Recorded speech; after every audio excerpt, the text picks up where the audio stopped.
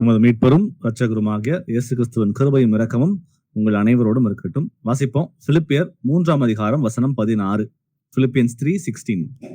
ஆகிலும் நாம் எதுவரையில் தேறி இருக்கிறோமோ அது முதல் ஒரே ஒழுங்காய் நடந்து கொண்டு ஒரே சிந்தையாய் இருப்போமாக.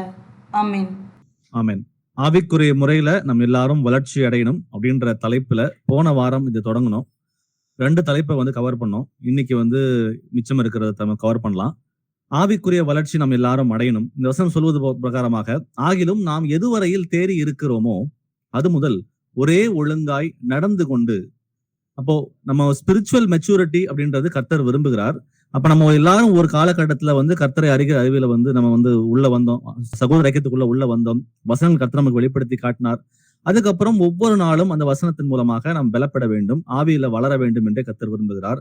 நடந்து கொண்டு ஒவ்வொரு நாளும் ஸ்பிரிச்சுவலா நான் கண்டினியூவா க்ரோ ஆகணும்னு சொல்லிதான் கர்த்தர் விரும்புகிற தேவனாக இருக்கிறார். இப்போ வசனம் சொல்வது பிரகாரமாக அதை நாம் நடப்பிக்கிற ஆவலோடு நடப்பிக்கிற பிள்ளைகளாக நம்ம வாழ வேண்டும் என்றே அவர் விரும்புகிறார். So life is a journey அப்படின்ற நம்ம பாக்குறோம். ஆனா அந்த ஜேர்னியை நம்ம கர்த்தராகிய இயேசு கிறிஸ்துவோட நடக்கணும்னு சொல்லிதான் அவர் விரும்புகிறார். நம் மனுஷனே உன் சுய புத்தியின் மேல் சாராமல் உன் வழிகளில் எல்லாம் என்னை நினைத்துக்கொள் அப்படி சொல்லி கர்த்தர் சொல்லும் பிரகாரமாக நம்ம சுயத்தை பயன்படுத்தாம எல்லா காலகட்டத்திலும் எல்லா நேரத்திலையும் கர்த்தரை தொழுது ஒரு பிள்ளைகளாக அவர் என்ன விரும்புகிறாரோ அதை மாத்திரம் நடப்பிக்கிற பிள்ளைகளாக நாம் வளர வேண்டும் என்றே கர்த்தர் விரும்புகிறார். அப்போ நான் எதுவரையும் தேறி இருக்கிறேனோ அது முதல் ஒரே ஒழுங்காய் நடந்து கொண்டு ஆவியில இன்னும் அதிகமாக வளர்ச்சி அடைவதற்கு கர்த்தர் நம்மை அழைக்கிறார். ஆனாலும் ஒரு பாயிண்ட் வரும் பொழுது நம்ம எல்லாரும் வளரணும்னு விருப்பப்படுறோம். ஆனா ஒரு பாயிண்ட் வரும் பொழுது என்ன ஆகுது அப்படின்னா, சில குழப்பங்கள் மூலமாகவோ இல்ல சில பிரச்சனைகள் மூலமாகவோ இந்த உலகத்தினால வருகிற அந்த சில காரியங்களாலவோ நம்ம வளர விடாம அது தடைகள் நமக்கு செய்கிறது. ஒரு ஆவிக்குரிய ஒரு தேக்க நிலை நம்ம வாழ்க்கையில வருகிறது. சில டைம் பின்மாற்றம் அடையிறதுக்கும் அந்த வாய்ப்புகள் இருக்கு. இல்லைன்னா ஒரு ஆவிக்குரிய ஒரு மன நிறைவு, நான் வளர்ந்துட்டேன், இதுக்கு மேல வளர்றதுக்கு எனக்கு ஒண்ணும் இல்லைன்ற மாதிரி இந்த மாதிரி சில காரியங்கள், இந்த விஷயங்கள் இருக்கிறதுனால என்னால வளர முடியல, ஆவிக்குரிய வளர்ச்சி என்னால பெற முடியாம போகுதுன்றதை பார்க்கிறோம். அப்போ போன வாரம் டிஸ்கஸ் பண்ணது போல முதல் என்ன பார்த்தோம் அப்படின்னா, வெளிச்சத்தின் பிள்ளைகளாக நாம் எல்லாரும் நிலைத்திருப்போம், வெளிச்சத்தில் நிலைத்திருக்க வேண்டும் என்று கர்த்தர் விரும்புகிறார். ஏன்னா நமக்கு நிறைய ரெவலேஷன்ஸ், உங்களுக்கும் எனக்கும் கர்த்தர் நிறைய வெளிப்பாடுகளை கொடுத்திருக்கிறார். ஏன்னா தேவன் ஒருவர் என்ற வெளிப்பாடு, இயேசு கிறிஸ்துவின் நாமத்தினால வெளிப்பாடு, பரிசுத்தமாக எப்படி வாழ வேண்டும், சபைனா என்ன, தசமபாகம் காணிக்கை கொடுக்கணுமா கொடுக்க கூடாதா, இப்படி அநேக காரியங்கள் இந்த உலகத்தாருக்கு தெரியாம, இந்த கிறிஸ்தவர்களுக்குள்ள தெரியாம இருக்கிற காரியங்கள் உங்களுக்கும் எனக்கும் அநேக வெளிப்பாடுகளை கர்த்தராக இயேசு கிறிஸ்து கொடுத்திருக்கார். அப்ப கொஞ்சத்திலே உண்மை உள்ள பிள்ளைகளாக இருக்கும் பொழுது நமக்கு இன்னும் அநேகமான காரியங்களுக்குள்ள நமக்கு வெளிப்பாடுகளை தர அவர் ஆயத்தமாக இருக்கிறார். ஆனாலும் சில வெளிப்பாடுகள் நமக்கு ஏன் கிடைக்காம இருக்கு அப்படின்னா, நான் இருளில் இருக்கிறேன், வெளிச்சத்தை பெற்ற பிள்ளையாக இருந்தும் கூட என்னுடைய வாழ்க்கை கர்த்தர் விரும்புகிற பிரகாரம் பிரகாசித்து எரிகிற அந்த ஒளியாக இருக்கிறதா, இன்னமும் கூட இல்லாம அந்த ஒளியில் இல்லாம நம்ம இருளில் இருக்கிறோமா என்று நினைத்து பார்ப்போம். சோ போன வாரம் ஒரு வசனத்தை வாசிப்போம். யோவான் 8 அதிகாரம் வசனம் 12 சொல்லுகிறது, மறுபடியும் இயேசு ஜனங்களை நோக்கி, நான் உலகத்திற்கு ஒளியா இருக்கிறேன், என்னை பின்பற்றுகிறவன் இருளிலே நடவாமல் ஜீவ ஒளியை அடைந்திருப்பான். அப்போ என்னை பின்பற்றுகிறவன், அப்போ இயேசு கிறிஸ்துவை பின்பற்றக்கூடிய அந்த டிசிஷனை, அந்த முடிவை நீங்களும் நானும் எடுத்திருக்கிறோம். அப்போ அவரை பின்பற்ற விரும்புகிற அந்த பிள்ளைகள் இருளிலே நடவாமல் ஒளியிலே நம்ம நடக்கிறதுக்கு அழைக்கப்படுகிறோம். அப்போ ஒளியில் நடப்பது என்றால் என்ன அப்படின்னா, கர்த்தருடைய போதனைகளை அறிந்து அந்த போதனையினால் வழிநடத்தப்படுகிற வாழ்க்கை தான் ஒளியிலே நடக்கக்கூடிய வாழ்க்கை. அப்படின்னா நான் செய்கிற எல்லா காரியங்களிலும் என்னுடைய சிந்தனை, என்னுடைய செயல்பாடுகள், என்னுடைய யோசனை எதுவா இருந்தாலும் சரி, அது எல்லாமே இயேசு கிறிஸ்துவனுடைய வசனத்திற்கு ஒத்து போகிறதா இல்லையா என்பதை நிதானித்து நம்ம வாழ்க்கை நடப்பிக்க ஆரம்பிச்சோம்னா நம்ம எல்லாரும் ஒளியில் நடக்கிற பிள்ளைகளாக நம்மால வாழ முடியும். அப்போ அந்த ஒளியில் நடக்கிற பிள்ளையா நம்ம வாழும் பொழுது என்னுடைய ஒளி மற்ற எல்லாரும் முன்பாகவும் அது பிரகாசித்து எரியும் அப்படின்றத நம்ம பார்க்கிறோம்.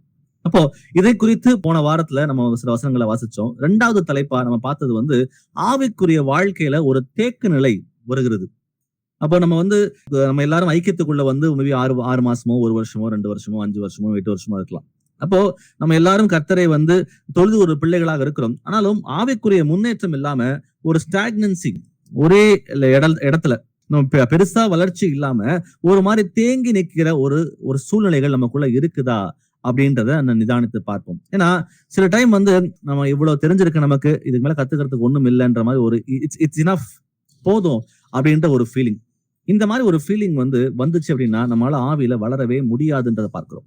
அப்போ ஒரு ஆவிக்குரிய தேக்கு நிலை நமக்குள்ள இருக்குதா? அப்படி இருந்துச்சுன்னா இன்னைக்கே அதை உடைத்து போட சொல்லி கர்த்தர் விரும்புகிறார். ஏன்னா ஆரம்பத்துல வாசிச்ச வசனம், முதல்ல நம்ம வாசிச்ச வசனம் பிலிப்பியர்ல வாசிச்சோம் 3:16. ஆகிலும் நாம் எதுவரையில் தேறி இருக்கிறோமோ அது முதல் ஒரே ஒழுங்காய் நடந்து கொண்டுன்னு பாக்குறோம். அப்ப இந்த ஆவிக்குரிய தேக்கம் இல்லாம நம்ம ஒரே ஒழுங்காய் இன்னும் அதிலே பெருகுகிற பிள்ளைகளாக மாறணும்னு சொல்லி கர்த்தர் நமக்கு விரும்புகிறார். அதுல நம்ம வாசித்த முதல் வசனம் போன வாரத்துல எபிரேயர் 5:12 சொல்லுது, காலத்தை பார்த்தால் போதகராய் இருக்க வேண்டிய உங்களுக்கு தேவனுடைய மூல உபதேசங்களை மறுபடியும் உபதேசிக்க வேண்டியதா இருக்கிறது. நீங்கள் பலமான ஆகாரத்தை அல்ல பாலை உண்ணத்தக்கவர்கள் ஆனீர்கள். அப்போ நம்ம கர்த்தருடைய உபதேசத்தை நிலைத்திருக்கணும், நம்ம மெச்சோர் ஆகணும்னு சொல்லிதான் கர்த்தர் விரும்புகிறார். அந்த ஸ்டாக்னண்டாக இருக்கிறதுக்கு நம்ம யாரும் அழைக்கப்படவே இல்லை. சோ நம்ம இனிஷியலா கர்த்தர் நமக்கு பால் உணவை கொடுத்தார். ஆனா அந்த பால் உணவை பெற்ற பிள்ளைகளா இருக்கிறாம இன்னும் பாலை குடிக்கிறவர்களா இல்லாம நம்ம இன்னும் அதிகமாக ஆவியிலே வளர வேண்டும் என்று கர்த்தர் விரும்புகிற தேவனாக இருக்கிறார். அப்போ ரோமர் 8:6 சொல்லுகிறது, மாம்ச சிந்தை மரணம், ஆவியின் சிந்தையோ ஜீவனும் சமாதானமுமாம். அப்போ ஒரு ஆவிக்குரிய வாழ்க்கையில் நம்ம எல்லாருக்கும் ஒரு சமாதானம், நம்முடைய மைண்டை ரினியூவ் பண்ணிக்கிட்டு இன்னும் அதிகமாக ஆவியில வளர வேண்டும் என்று கர்த்தர் நம்ம ஒவ்வொருவரையும் அழைக்கிறார். அப்போ இன்னைக்கு நம்ம பார்க்க போற தலைப்பு, ஆவிக்குரிய வாழ்க்கையில கவன சிதறல்கள் நமக்கு இருக்கிறதா? நம்ம போக்கஸ்டா இருக்கணும்னு விரும்புகிறோம். நம்ம போக்கஸ்டா இருந்து கர்த்தரை அறிகிற அறிவில வளரணும், அவருக்கு பிரியமா நடக்கணும், பரிசுத்தம் உள்ள பிள்ளைகளாய் வாழணும், கர்த்தர் வரும்பொழுது அவரை தரிசிக்கணும்ன்றது நம்ம எல்லாரும் பர்சனலா எடுத்த முடிவு. ஆனாலும் கூட இந்த வாழ்ந்து கொண்டிருக்கிற இந்த காலகட்டத்துல நமக்கு கவன சிதறல்கள் இருக்குதா? நம்ம போக்கஸ்டா இருக்கிறோமா, இல்ல இந்த உலகத்துல இருக்கிற அந்த பிரச்சனைகள்னால, இல்ல உலகத்துல இருக்கிற அந்த மயக்கத்தினால நம்ம ஏதாவது கர்த்தருக்கு பிரியம் இல்லாமல் செய்கிறோமோ என்பதை நிதானத்தை பார்ப்போம். வாசிப்போம். லூக்கா 10ஆம் அதிகாரம் வசனம் 41-42. லூக் 10:41-42. இயேசு அவளுக்கு பிரதியுத்தரமாக, மார்த்தாளே மார்த்தாளே, நீ அநேக காரியங்களை குறித்து கவலைப்பட்டு கலங்குகிறாய், தேவையானது ஒன்றே, மரியாள் தன்னை விட்டு எடுபடாத நல்ல பங்கை தெரிந்து கொண்டாள் என்றார். ஆமென். ஒரு சீசன் அப்படின்னு நம்ம எல்லாரும் அழைச்சுக்கிறோம். நம்ம அப்ப சீசனா இருக்கிறவன் நம்ம வாழ்க்கையில கொடுக்க வேண்டிய முதல் ப்ரையாரிட்டி யாருக்குன்னா கர்த்தராக இயேசு கிறிஸ்துவுக்கு மாத்திரம். ஏன்னா வாழ்க்கையில நமக்கு நிறைய காரியங்களை செய்ய வேண்டியது இருக்கு. அதுக்கு ஓய்வே இருக்காது. காலையில முழிச்சதுல இருந்து ராத்திரி தூங்குற வரைக்கும் இந்த உலகத்தோடைய காரியங்களை செய்யணும்னு சொல்லிட்டு நம்ம எல்லாரும் பிரயாசப்படுகிறோம். ஏன்னா நமக்கு எல்லாரும் கடமைகள் இருக்கத்தான் செய்கிறது. ஆனா அது ஒருபோதும் முடிய போறதே இல்லை. இன்னைக்கு நாளைக்கு 10 வருஷம் கழிச்சோ 5 வருஷம் கழிச்சோ எத்தனை வருஷம் கழிச்சிருந்தாலும் சரி, இந்த உலகத்துல நாம செய்ய வேண்டிய நம்ம கடமைகளோ நம்ம செய்ய வேண்டிய காரியங்களோ அது ஒருபோதும் அது முடியவே முடியாது. இன்னைக்கு ஒண்ணு இருக்கும், நாளைக்கு ஒண்ணு வரும், நாளான்னைக்கு வரும். அது ஒருபோதும் முடிய போறதே இல்லை. சோ அது முடியவே எல்லையே இல்லாத அந்த காரியங்களுக்கு முக்கியத்துவம் கொடுக்காம நம்முடைய வாழ்க்கையில முதல் ப்ரையாரிட்டி கர்த்தராக இயேசு கிறிஸ்துவுக்கு நம்ம கொடுக்கும் பொழுது அது எல்லாவற்றையும் அவர் வாய்க்க பண்ணுகிற தேவனாக இருக்கிறார். அப்ப இந்த வசனம் சொல்வது போல, மார்த்தாளே மார்த்தாளே, நீ அநேக காரியங்களை குறித்து கவலைப்படுகிறாய். அப்ப இந்த உலகத்துக்குரிய காரியங்கள் அநேகமா இருக்கிறது. அந்த அநேக காரியங்களை குறித்து நாம் கவலைப்பட்டு கொண்டு இருக்கிறோம். ஆனாலும் தேவையானது ஒன்றே, மரியாள் தன்னை விட்டெடுபடாத நல்ல பங்கை தேர்ந்து கொண்டாள் என்றார். அப்போ நாமும் கூட நம்ம லைஃப்ல இருக்கிற அந்த ப்ரையாரிட்டிஸை நம்ம ரீஅலைன் பண்ணுவோம். கர்த்தருக்கு முக்கியத்துவம் கொடுப்போம். அவருக்கு அப்புறம் தான் மற்ற எல்லா காரியங்களும் செய்யணும் அப்படின்ற அந்த முக்கியத்துவம் கொடுக்கும் பொழுது நமக்கு எல்லாமே கரெக்டா அந்தந்த பிளேஸ்ல விழுகும். ஆனாலும் நம்ம ஏன் அதை செய்ய முடியலன்னு பாத்தீங்கன்னா, ஏன்னா இது பிரச்சனை. இதை செய்ய சொல்லி கர்த்தர் சொல்லுகிறார், நாமளும் ஆசைப்படுறோம். ஆனா செய்ய முடியாம தடையா இருக்கிறது என்னன்னா, நம்ம உலகத்துல நம்ம செய்யற இந்த வேலைகள், இந்த சம்பாதிக்கணும் அப்படின்ற அந்த கிரைட்டீரியாவனால நமக்கு வேலை பளு ஜாஸ்தியாக இருக்கிறது. அதுக்கு முக்கியத்துவம் நிறைய நம்ம கொடுக்குறோம். இல்ல இந்த சோசியல் மீடியானால வருகிற இன்ஃபுளுன்ஸ், அப்ப அதுல நிறைய டைம் ஸ்பெண்ட் பண்றதுனால கர்த்தருக்கு இடம் கொடுக்க முடியல. இந்த உலகத்தோட சில மாயைகள் இருக்குது, அதுல எழுந்து போகிறோம். சோ நார்மலா நம்ம என்ன சொல்றோம்னா, நான் ரொம்ப பிஸியா இருக்கிறேன், எனக்கு பைபிள் படிக்க நேரம் இல்லை, எனக்கு ஜெபம் பண்றதுக்கு நேரம் இல்லை, ஏன்னா எனக்கு அவ்வளவு வேலை இருக்கு, எல்லாத்தையும் நான் தான் செய்யணும், அதுக்கெல்லாம் செஞ்சு முடிச்சுட்டு நான் வீட்டுல உட்காந்து நைட்ல நான் பைபிள் படிக்கல நினைக்கும் போது எனக்கு தூக்கம் டயர்ட் ஆயிடுச்சு, அடுத்த நாள் வேலைக்கு நான் போகணுன்ற மாதிரி நம்ம ப்ரையாரிட்டிஸ் எல்லாமே இந்த உலகத்துக்குரிய ப்ரையாரிட்டிஸாவே இருக்குது. ஸோ கர்த்தருக்குன்ற ப்ரையாரிட்டி நமக்கு வருகிறது மிக மிக குறைவாகத்தான் இருக்கிறது. I am too busy for God அப்படின்னு சொல்லுவாங்க. ஸோ நான் ரொம்ப பிஸியா இருக்கிறேன், எனக்கு கர்த்தரை அறிகிற அறிவில வளர்றதுக்கு எனக்கு ஆசை இருக்கு, அந்த வாஞ்சு இருக்குது, மாம்சமானதோ பலவீனமா இருக்கிறதுனால என்னால செய்ய முடியலன்னு சொல்லி நம்மை நாமே வஞ்சித்து கொண்டு இருக்கிறோம். அப்ப நிறைய ரெஸ்பான்சிபிலிட்டிஸ் இந்த உலகத்துல நான் இதெல்லாம் செஞ்சு முடிக்கணும். அப்போ அந்த வேர்ல்டு ப்ரையாரிட்டிஸ்க்கு இடம் கொடுக்கும் பொழுது கர்த்தருக்குரிய அறிவில வளர்றதுக்கு நம்ம கடைசியில வைக்க ஆரம்பிச்சிடும். அப்போ இந்த எதிர்மறையான சில சிந்தனைகள், அப்போ எதிர்மறையான ஃப்ரெண்ட்ஸ் கூட இருக்கிறாங்க, இல்ல கெட்ட பழக்கங்கள் இருக்குது. இந்த மாதிரி சில காரியங்கள் வரும்பொழுது என்ன ஆகுதுன்னா, நான் ஃபோக்கஸ்டா இருக்கணும்னு நினைக்கிறேன். ஆனா என்னால இருக்க முடியாம அது தடை செய்து கொண்டு இருக்கிறது அப்படின்றத பார்க்கிறோம். வாசிப்போம் சங்கீதம் 46:10. Psalms 46:10. நீங்கள் அமர்ந்திருந்து நானே தேவன் என்று அறிந்து கொள்ளுங்கள். ஜாதிகளுக்குள்ளே உயர்ந்திருப்பேன், பூமியிலே உயர்ந்திருப்பேன். ஆமென். நீங்கள் அமர்ந்திருந்து நானே தேவன் என்று அறிந்து கொள்ளுங்கள். ஜாதிகளுக்குள்ளே உயர்ந்திருப்பேன், பூமியிலே உயர்ந்திருப்பேன். இந்த இடத்துல கர்த்தர் தன்னுடைய பராக்கிரமத்தை, தன்னுடைய வல்லமையை நிலைநிறுத்துகிறார். அவர் சொல்லாரு, நானே தேவன் என்று அறிந்து கொள்ளுங்கள் அப்படின்னு சொல்றார். அப்போ அவர் அதுக்கு முந்தின வார்த்தை நீங்க படிக்கும் பொழுது, நீங்கள் அமர்ந்திருந்து, அப்ப எதை பத்தியும் பேனிக் ஆக வேண்டாம், எதை குறிச்சும் நம்ம யோசிக்க வேண்டாம், நம்ம போக்கஸ்ல இருந்து மிஸ் ஆக தேவையே இல்லை. இந்த உலகத்துல நமக்கு எவ்வளவு பிரச்சனைகள் வந்தாலும் சரி, நம்ம கவனத்தை கர்த்தரிடமிருந்து திருப்பக்கூடிய காரியங்கள் எது வந்தாலும் சரி, எதை குறித்தும் நீங்க கவலைப்படாதீங்க. வசனம் சொல்வது போல, நீங்கள் அமர்ந்திருந்து நானே தேவன் என்று அறிந்து கொள்ளுங்கள். அப்போ தன்னுடைய வல்லமையை அங்க அவர் எடுத்து சொல்லும் பொழுது நம்ம புரிஞ்சுக்க வேண்டிய காரியம் என்னன்னா, அவரால் எல்லாம் கூடும், அவரால் கூடாத காரியம் ஒன்றுமே இல்லை அப்படின்றத நம்ம பார்க்கிறோம். அப்போ அவரிடம் சார்ந்து இருக்கும் பொழுது இந்த உலகத்துல எந்த பிரச்சனை வந்தாலும் அந்த எல்லா பிரச்சனைகளையும் மேற்கொள்வதற்கு அவரே நமக்கு உதவி செய்கிறார்.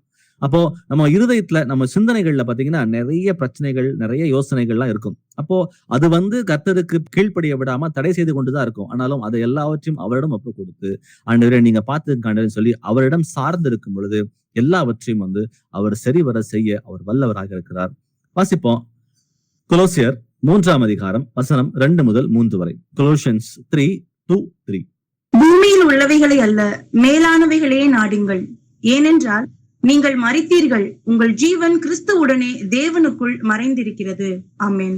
ஆமென். பூமியில் உள்ளவைகளை அல்ல, மேலானவைகளையே நாடுங்கள். இந்த பூமியில் உள்ள காரியங்கள் எல்லாமே அழிந்து போகிறது அப்படின்றத நம்ம எல்லாரும் அறிந்தவர்களாக இருக்கிறோம். இது எல்லாமே ரொம்ப ரொம்ப டெம்பரவரி.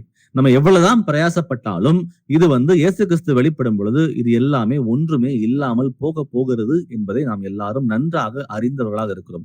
அப்ப நம்முடைய பொக்கிஷம் எங்கே இருக்கணும்னா, மேலானவைகளை நோக்கி இருக்க வேண்டும் என்று கர்த்தர் சொல்றார். ஏனெனில் நீங்கள் மரித்தீர்கள்.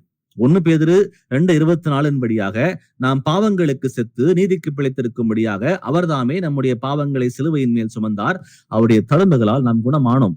அப்போ இயேசு கிறிஸ்துவுக்குள்ள நம்ம எல்லாரும் மரித்திருக்கிறோம். நான் மரித்திருக்கிறேன், ஆனாலும் பிழைத்திருக்கிறேன், கிறிஸ்துவே எனக்குள் பிழைத்திருக்கிறான்ற வசனங்களை வாசிக்கிறோம். அப்போ நான் மீண்டுமாக பிறந்திருக்கிறது கிறிஸ்து இயேசுவுக்குட்பட்டு அவருக்கு பிரியமானதை மாத்திரமே செய்ய நான் மீண்டுமாக பிழைத்திருக்கிறேன். அப்போ நீங்கள் மரித்தீர்கள், உங்கள் ஜீவன் கிறிஸ்துவுடனே கூட தேவனுக்குள் மறைந்திருக்கிறது. சங்கீதம் 91:4 வாசிங்களேன். Psalms 91:4. அவர் தமது சிறகுகளாலே உன்னை மூடுவார், அவர் செட்டைகளின் கீழே அடைக்கலம் புகுவாய், அவருடைய சத்தியம் உனக்கு பரிசையும் கேடகமுமாம். ஆமென். அவர் செட்டைகளுக்குள்ளே உங்களை மறைப்பாருன்னு நம்ம பாக்குறோம் இங்க. அப்போ உங்கள் ஜீவன் கிறிஸ்துவுடனே கூட மறைந்திருக்கிறது. அப்போ அவர் பாத்தீங்கன்னா நம்ம எவ்வளவு செக்யூர்டா, எவ்வளவு பாதுகாப்பாக நம்மை கர்த்தர் ப்ரொடெக்ட் பண்றாருன்ற இந்த வசனங்கள் நமக்கு சொல்லிக் கொடுக்கிறது. அப்போ ஜீவன் கிறிஸ்துவுடனே கூட தேவனுக்குள் மறைந்திருக்கிறது அப்படின்னா நம்ம அவர் முழுமையாக நம்மை பொறுப்பெடுத்துக் கொண்டு நம்மை பாதுகாத்து வருகிற தேவனாக இருக்கிறார். அப்போ நம்மளோட ப்ரையாரிட்டிஸ், நம்ம வாழ்க்கையில் நமக்கு என்ன தேவை, கர்த்தருக்கு முக்கியத்துவம் கொடுத்து அவருக்கு என்ன விரும்புகிறாரோ அந்த காரியங்களை நடப்பிக்க பிள்ளைகளாக இருக்கும் பொழுது நமக்கு இந்த உலகத்துல இருக்க டிஸ்ட்ராக்ஷன்ஸ் இருக்கு பாத்தீங்களா, அதனால நம்ம வஞ்சிக்கப்பட மாட்டோம். அப்ப அந்த வஞ்சனையை மேற்கொள்றதுக்கு நமக்கு ரொம்ப ஏதுவாக இருக்கும். ஏன்னா அவர் நம்மை பாதுகாக்கிற தேவனாக இருக்கிறார். 1. அப்போ மேலானவைகளை நாம நோக்கி தேடுகிறோம். மேலானவைகளை நோக்கி தேடி கர்த்தருடைய பாதுகாப்புல இருக்கும் பொழுது நம்முடைய கவனங்கள் ஒருபோதும் சிதறாது. கர்த்தருடைய பாதுகாப்புக்குள்ள இருக்கிறான் இல்லையான்ற ஒரு கேள்வி, ஒரு டவுட் வரும் பொழுதோ, இல்ல பூமிக்குரிய காரியங்களுக்கு முக்கியத்துவம் கொடுக்கும் பொழுதோ, கண்டிப்பா நம்ம காவிக்குரிய முறையில நமக்கு கவன சிதறல்கள் வந்தே தீரும். அந்த வராம இருக்கிறதுக்கு வாய்ப்புகளே இல்லை. சோ நம்ம ப்ரையாரிட்டிஸை கொஞ்சம் ரீஅலைன் பண்ணுவோம். நமக்கு எது முதல் தேவை, எது 2வது தேவை, எது 3வது தேவை அப்படின்றத நம்ம ஒரு ப்ரையாரிட்டிஸ் பண்ணி கர்த்தருக்கு முக்கியத்துவம் கொடுக்கும் பொழுது இந்த உலகத்துடைய கவன சிதறல்கள் நமக்கு ஒருபோதும் இருக்கவே இருக்காதுன்னு பார்க்கிறோம். வாசிப்போம் மத்தேயு 6ஆம் அதிகாரம் வசனம் 33. Matthew 6:33. முதலாவது தேவனுடைய ராஜ்யத்தையும் அவருடைய நீதியையும் தேடுங்கள், அப்பொழுது இவைகளெல்லாம் உங்களுக்கு கூட கொடுக்கப்படும். ஆமென். ஆமென். முதலாவது அப்படின்னா ரீஆர்டர் ஆர் ப்ரையாரிட்டிஸ். இப்போ எனக்கு ஒரு பக்கெட் லிஸ்ட் போட்டுக்கீங்களேன். லிஸ்ட் 1, 2, 3, 4, 5, 6, 7, 8 லிஸ்ட் ஒன்று போடுங்க. அந்த லிஸ்ட்ல போடும்போது உங்க வாழ்க்கையில உங்களுக்கு என்னென்ன இருக்கு, எது தேவை, எது தேவையில்லை, எது முக்கியம், எது முக்கியம் இல்லைன்னு ஒரு லிஸ்ட் ஒன்று போட்டீங்கன்னா, அதுல இயேசு கிறிஸ்து வந்து முதல்ல இருக்காரா, 2வதா இருக்காரா, 3வதா இருக்காரா, 5ஆ 10ஆன்றத நீங்க வந்து லிஸ்ட்ல ஹானஸ்டா உண்மையாக நீங்க உங்க இருதயத்துல வந்து என்ன நினைக்கிறீங்கன்றத நீங்க எழுதி பாருங்க. இயேசு கிறிஸ்து முதல்ல இருக்காரா இல்ல கடைசியில இருக்காரா அப்படின்னு சொல்லிட்டு அந்த லிஸ்ட்டை பாத்தீங்கன்னாவே தெரிஞ்சிடும். நம்ம வாழ்க்கையில நமக்கு எது முக்கியம், எது முக்கியம் இல்ல அப்படின்ற அந்த லிஸ்ட் நம்ம வெளிப்படுத்தி காட்டிடும். அப்ப அந்த லிஸ்ட் வெளிப்படுத்தி காட்டுச்சு அப்படின்னா, இயேசு கிறிஸ்து விரும்புகிறது வந்து என்னன்னா, இந்த வசனத்தின்படியாக தவறு செய்வது மனித இயல்பு. இந்த உலகத்துல வந்து அந்த ப்ரையாரிட்டிஸ் வரும். அந்த கவன சிதறல்கள் மூலமா வந்து நம்ம வஞ்சிக்கப்படுறதுக்கு நிறைய வாய்ப்புகள் இருக்கு. இது நம்ம குற்றப்படுத்துறதுக்காக நம்ம பண்ண தேவையில்லை. ஒருவேளை நம்ம எங்க இருக்கோம், நிலைமை நம்ம என்னன்றதை தெரிஞ்சுக்கிறதுக்கு ரொம்ப ஏதுவாக இருக்கும். அப்போ ஒருவேளை இயேசு கிறிஸ்து வந்து 10ஆம் இடத்துலயோ 8ஆம் இடத்துலயோ 5ஆம் இடத்துலயோ இருந்தார் அப்படின்னா, அவரை எடுத்து முதலாம் நிலையில வந்து வைக்க வேண்டியது நம்முடைய வேலை. அதான் வசனம் சொல்வது போல, முதலாவது ஃபர்ஸ்ட் அவருடைய காரியங்களை நம்ம தேடும் பொழுது தேவனுடைய ராஜ்யத்தையும் அவருடைய நீதியும் தேடுங்கள், அப்பொழுது இவைகள் எல்லாம் உங்களுக்கு கூட கொடுக்கப்படும். நமக்கு தேவையானது என்னவோ அது வந்து சத்தமே இல்லாம நமக்கு வந்து சேரும். வசனங்களுக்கு மேல எடுத்து படிச்சு பாத்தீங்கன்னா, எண்ணத்தை உண்போம், எண்ணத்தை குடிப்போம், எண்ணத்தை உடுப்போம் என்று கவலைப்படாதிருங்கள், இவைகளை எல்லாம் அஞ்ஞானிகள் நாடி தேடுகிறார்கள், இவை உமக்கு தேவை என்று பரமபிதா அறிந்திருக்கிறார் அப்படின்னு வசனங்களை பார்க்கிறோம். அப்ப இது எல்லாம் தேடுறது அஞ்ஞானிகள், எல்லாம் நமக்கு தேவை என்று பரமபிதா அறிந்திருக்கிறார். முதலாவது நம்ம ப்ரையாரிட்டிஸ் நம்ம வாழ்க்கையில வந்து கர்த்தர் தான் முக்கியத்துவம், அவர் தான் முதல்ல அப்படின்ற அந்த முடிவு எடுத்துட்டு அவருக்குரிய காரியங்களை தேடும் பொழுது இது எல்லாமே நமக்கு தேவையானது அனைத்துமே ஆட்டோமேட்டிக்கா சத்தமே இல்லாம நம்முடைய வாழ்க்கையில வந்து அமரும் என்பதை இந்த வசனங்கள் நமக்கு திட்டமும் தெளிவாக நமக்கு வந்து சொல்லிக் கொடுக்குது. அப்போ இந்த உலகத்துக்குரிய இந்த கேஆஸ் மூலமாக வருகிற இந்த உலகத்துல இருக்கிற இந்த பிரச்சனைகள், இந்த இருக்கிற இந்த மாயையினால வருகிற அந்த பிரச்சனைகள் எல்லாவற்றையும் ஒதுக்கிட்டு கர்த்தருக்கு முக்கியத்துவம் கொடுக்கும் பொழுது நம்முடைய ஆவிக்குரிய வாழ்க்கையில நம்ம இன்னுமாக முன்னேறி வளர முடியுன்றதை பார்க்கிறோம். வாசிப்போம். எபிரேயர் 12ஆம் அதிகாரம் வசனம் 1 முதல் 2 வரை. ஹீப்ரூஸ் 12:1-2. ஆகையால் மேகம் போன்ற இத்தனை திரளான சாட்சிகள் நம்மை சூழ்ந்து கொண்டிருக்க, பாரமான யாவற்றையும் நம்மை சுற்றி நெருங்கி நிற்கிற பாவத்தையும் தள்ளிவிட்டு விசுவாசத்தை துவக்குகிறவரும் முடிக்கிறவருமா இருக்கிற இயேசுவை நோக்கி நமக்கு நியமித்திருக்கிற ஓட்டத்தில் பொறுமையோட ஓடக்கடவோம். அவர் தமக்கு முன் வைத்திருந்த சந்தோஷத்தின் பொருட்டு அவமானத்தை எண்ணாமல் சிலுவையை சகித்து தேவனுடைய சிங்காசனத்தின் வலது பாரிசத்தில் வீற்றிருக்கிறார். ஆமென். பாரமான யாவற்றையும் நம்மை சுற்றி நெருங்கி நிற்கிற பாவத்தையும் தள்ளிவிட்டு, இது யாரு தள்ளணும்? நம்ம தான் அந்த முடிவு எடுக்கணும். நமக்கு எது பாரமாக இருக்கிறது, நம்முடைய பாவத்துல தள்ளுறது எந்த காரியமாக இருக்கிறது அப்படின்றத முதல்ல நிதானித்து அறியணும்.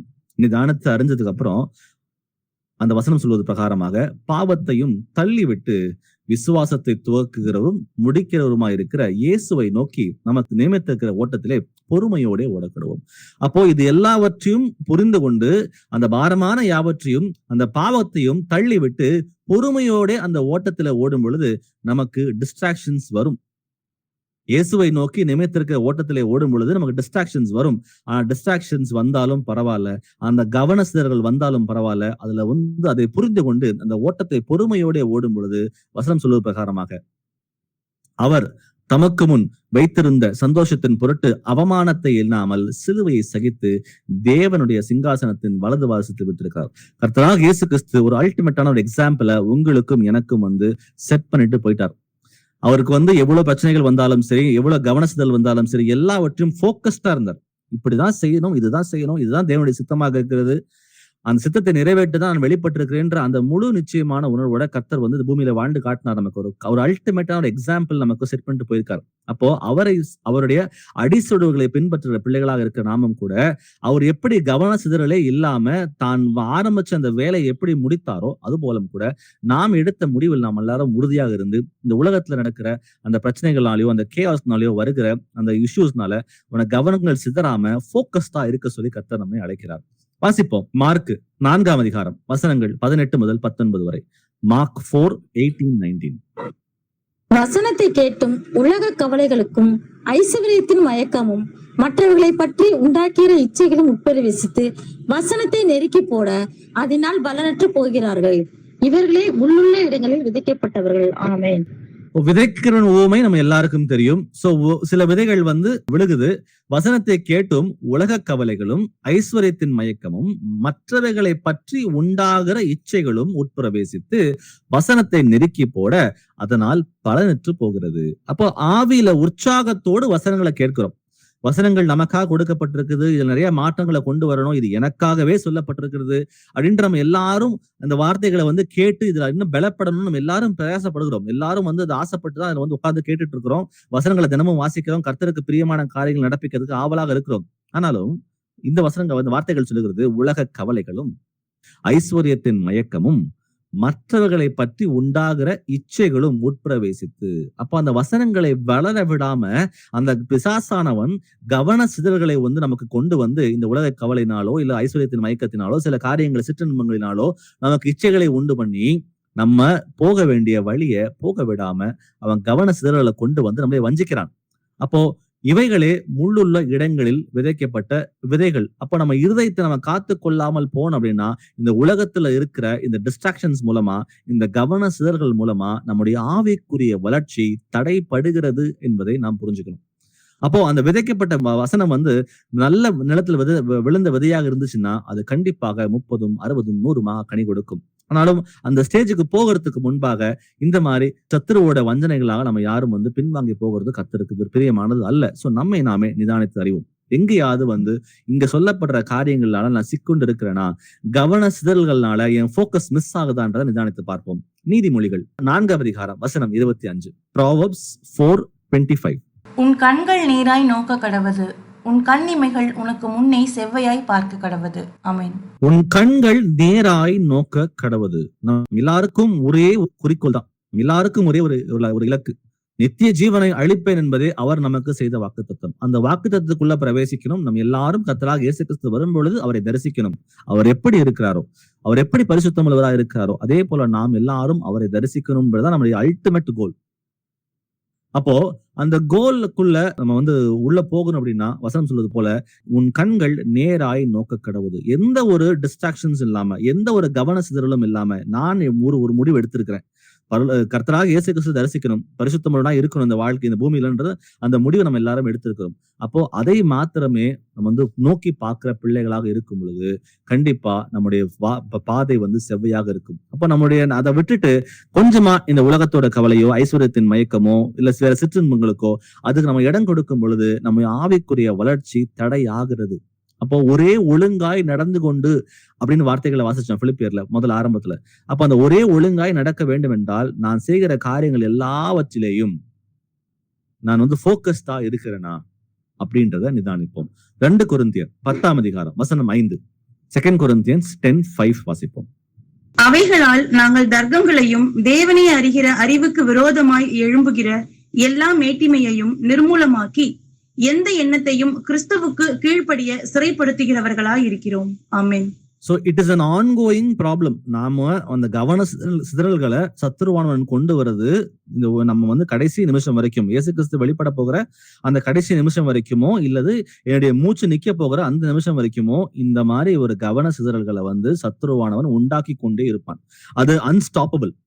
அப்போ நான் என்ன பண்ணணும் அந்த மாதிரி காரியங்கள் வரும் பொழுது அப்படின்னா, முதல்ல இந்த வசனம் சொல்றது பிரகாரமாக அவைகளால் நாங்கள் தர்க்கங்களையும் தேவனை அறிகிற அறிவுக்கு விரோதமாக எழும்புகிற எல்லா மேட்டிமையும் நிர்மூலமாக்கி எந்த எண்ணத்தையும் கிறிஸ்துவுக்கு கீழ்ப்படிய சிறைப்படுத்துவதா இருக்கிறோம். அப்போ அந்த மாதிரி ஒரு எண்ணங்கள் கர்த்தருக்கு விட்டு பிரியற மாதிரி என்னுடைய போக்கஸ் அந்த அல்டிமேட் கோலாக இருக்கிற அந்த பரலோகத்துக்கு வந்து போகிற அந்த கோலுக்கு எது தடையாக இருக்கிறதோ, எந்த எண்ணங்கள் எல்லாம் தடையாக இருக்கிறதோ அது எல்லாவற்றையும் வந்து இயேசு கிறிஸ்துவின் நாமத்தினாலே கடிந்து கொண்டு, ஃபார் எக்ஸாம்பிள் ஏதோ வந்து இப்போ ஒரு சினிமா பாட்டு வந்து நீங்க ஒரு இடத்துக்கு போறீங்க, ஒரு பாடல் வந்து பாடிட்டு இருக்காங்க அந்த இடத்துல.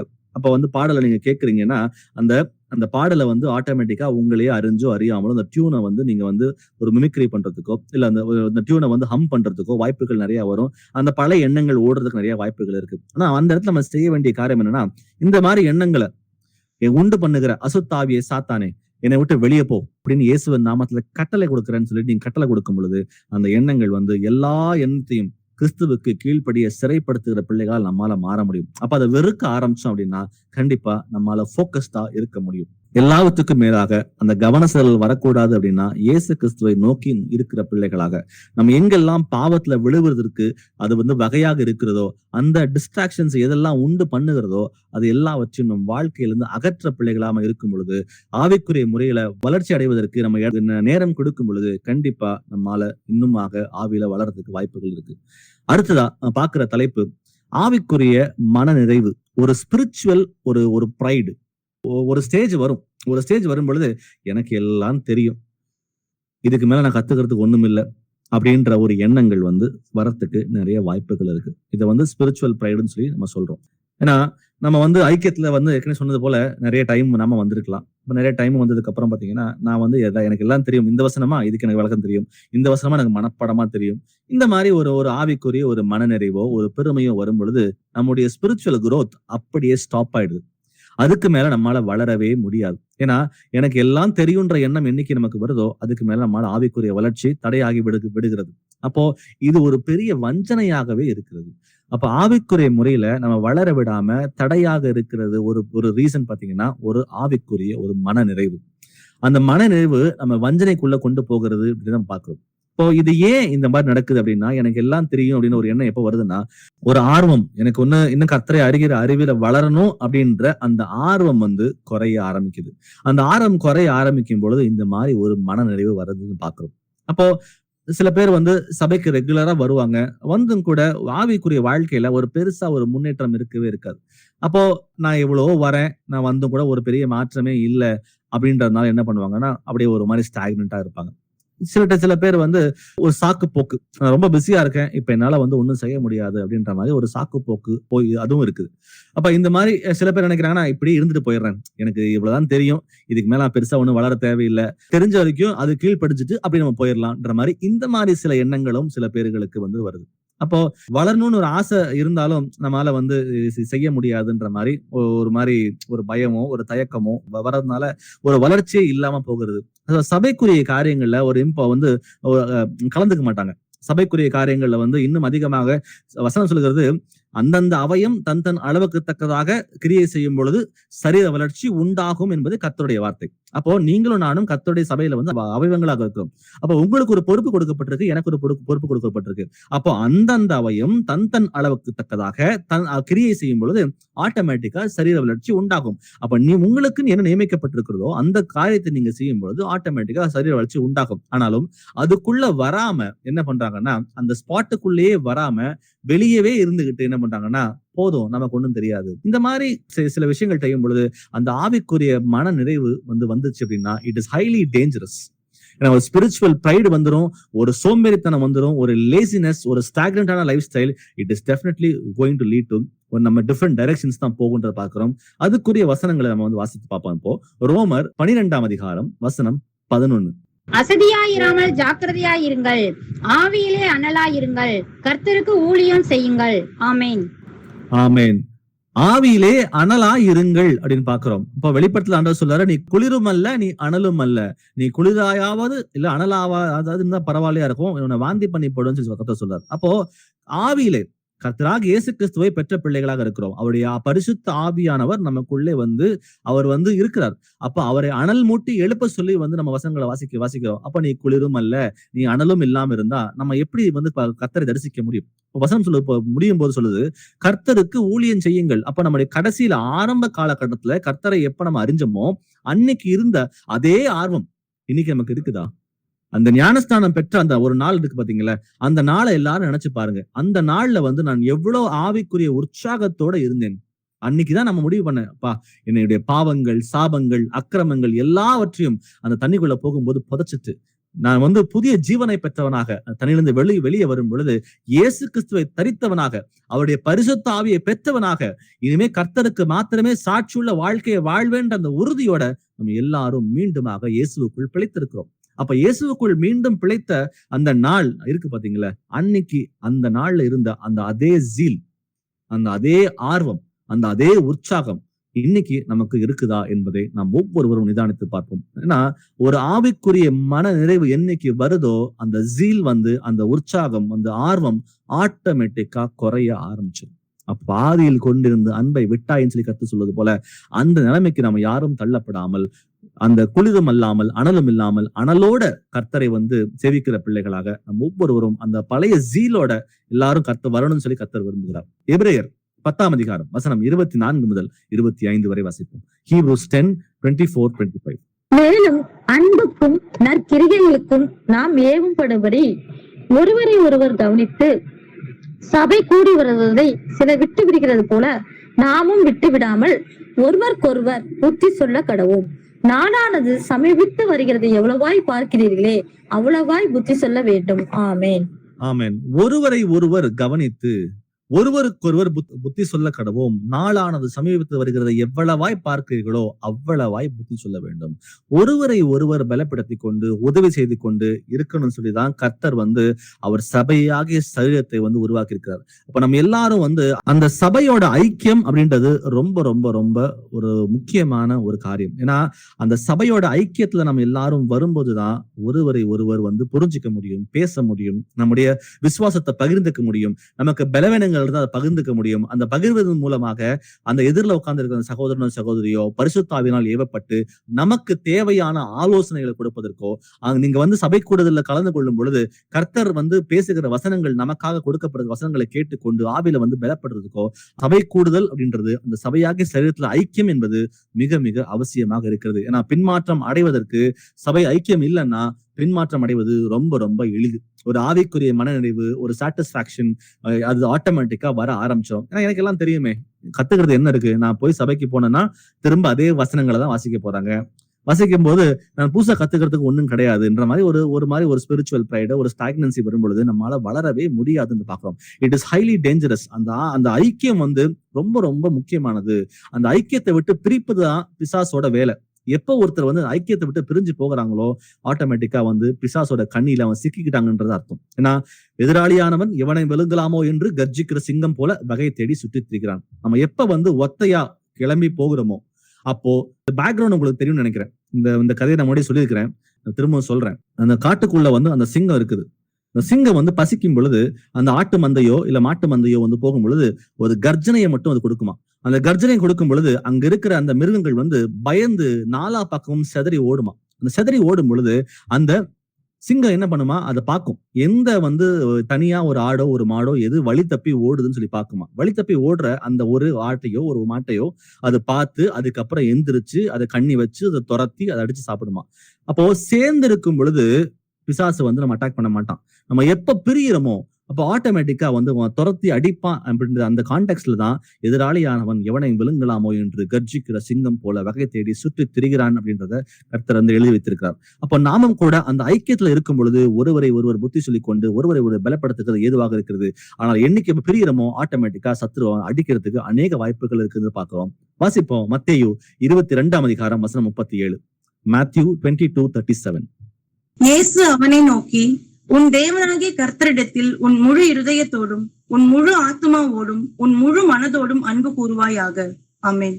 நம்மிடம் இருக்கும் எல்லாவற்றையும் கொண்டு கர்த்தராகிய இயேசு கிறிஸ்து மீது அன்பு கூற வேண்டும் என்பது இந்த வார்த்தைகள் நமக்கு சொல்லிக் கொடுக்குது. அப்படின்னா எல்லாவற்றையும் சைடா ஒதுக்கிட்டு எனக்கு இது வேற எதுவும் தேவையில்லை, எனக்கு என் ப்ரையாரிட்டிஸ் லைஃப்ல முதல்ல கர்த்தர் மட்டும்தான், அதுக்கப்புறம் தான் மற்ற எல்லாமே அப்படின்ற அந்த அலைன்மெண்ட்டுக்குள்ள வரும் பொழுது ஆட்டோமேட்டிக்கா நம்ம ஆவியில வளர முடியும்.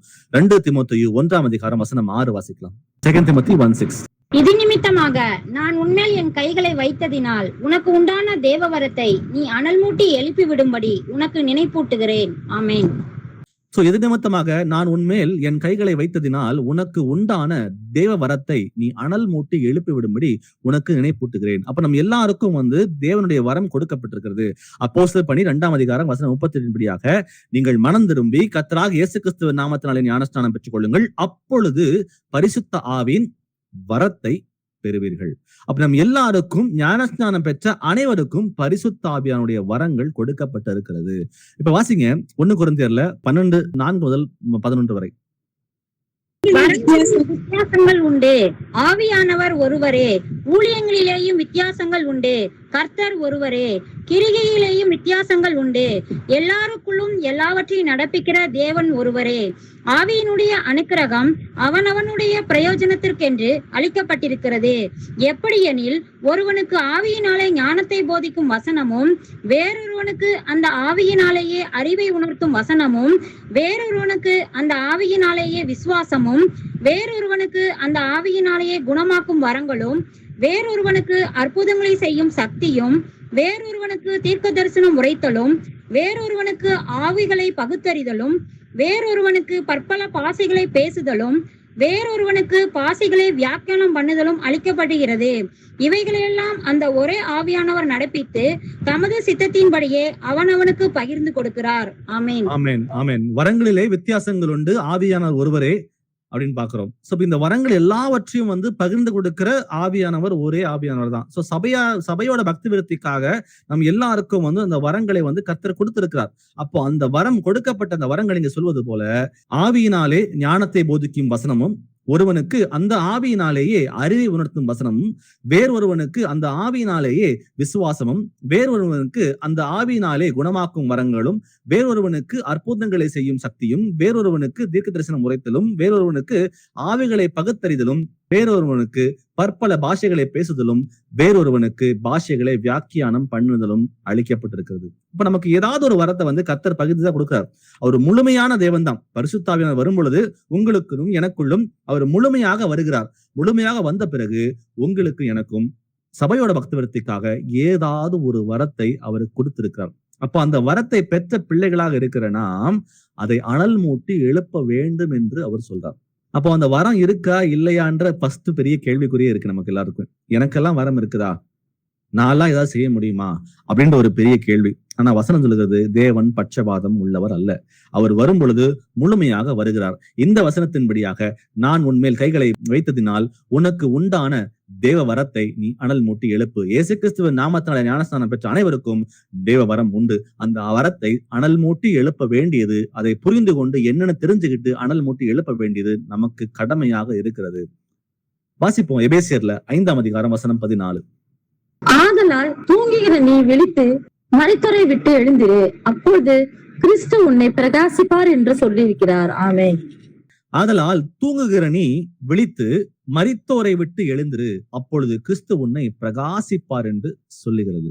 அப்போ ஆவியிலே மரித்தவர்கள், மாம்சத்திலே மரித்தவர்கள் நிறைய பேர் இருக்கிறாங்க, ஆவியில மரித்தவர்கள் இருக்கிறாங்க. வசனம் சொல்லும்போது, தூங்குகிற நீ விழித்து மரித்தோரை விட்டு எழுந்திரு, அப்பொழுது கிறிஸ்து உன்னை பிரகாசிப்பார் என்று சொல்லியிருக்கிறார்.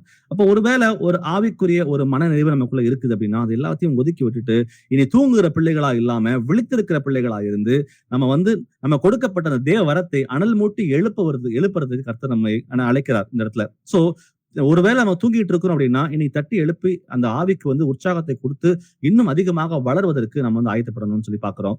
1 கொரிந்தியர்ல 15ஆம் அதிகாரம் வசனம் 58 வாசிக்கலாம். 1 Corinthians 15:58. ஆகையால் எனக்கு பிரியமான சகோதரரே, கர்த்தருக்குள் நீங்கள் படுகிற பிரயாசம் விருதாவா இராதென்று அறிந்து, நீங்கள் உறுதிப்பட்டவர்களாயும் அசையாதவர்களாயும் கர்த்தருடைய கிரியையிலே எப்பொழுதும் பெருகுகிறவர்களாயும் இருப்பீர்களாக. ஆமென். ஆமென். சோ இங்க பார்க்கிற வார்த்தை, கர்த்தருடைய கிரியையிலே எப்பொழுதும் பெருகுவீர்களாக. அப்படியே ஸ்டாக்னண்டா இருங்க, ஒரு மனநிறைவோட இருங்கன்னு சொல்லி கர்த்தர் இங்க சொல்லல. நான் அடைந்தாயிற்று, நான் முற்றும் தெரிந்தவனானேன் என்று எண்ணாமல், கிறிஸ்து இயேசுவுக்குள் நான் எதற்காக பிடிக்கப்பட்டேனோ அதை பிடித்துக் கொள்ளும்படி ஆசையாய் தொடர்கிறேன் என்று பவுல் சொல்றார். அப்போ நம்ம பிடிக்கப்பட்டது நித்திய ஜீவனுக்கு போகிறதுக்காக.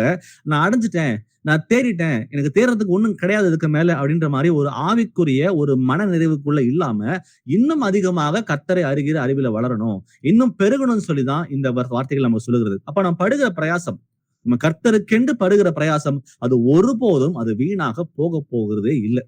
அப்போ அந்த விசுவாசம், இந்த வார்த்தைகள் நமக்கு விசுவாசத்தை அதிகப்படியாக வர்த்திக்க பண்ணுகிறது.